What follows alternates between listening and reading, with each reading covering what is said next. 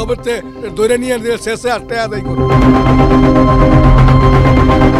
এটা নারায়ণগঞ্জে খুব চাওয়ার কথা না, কিন্তু টাকা দেওয়ার সময় তো কেউ কাউকে দেখিয়ে দেয় না। আমি জানি একজন আপনজন হারালে কি কষ্ট হয়।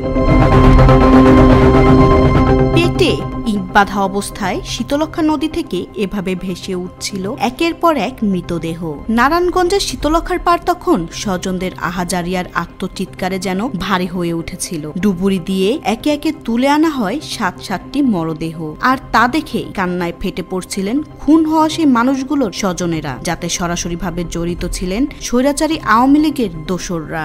বলছি নারায়ণগঞ্জের সেই চাঞ্চল্যকর 7 খুনের ঘটনা নিয়ে, যা সে সময় নাড়িয়ে দিয়েছিল গোটা বাংলাদেশকে। অথচ 7 খুনের প্রধান কুশীলব হাসিনার ঘনিষ্ঠ শামীম ওসমান ছিলেন ধরাছোঁয়ারও বাইরে। সেই সময় তৎকালীন নারায়ণগঞ্জ কাউন্সিলর নজরুল ইসলাম এবং আইনজীবী চন্দন সরকার সহ নিখোঁজ হন 7 জন। এর 3 দিন পরেই শীতলক্ষা নদী থেকে উদ্ধার করা হয় তাদের লাশ।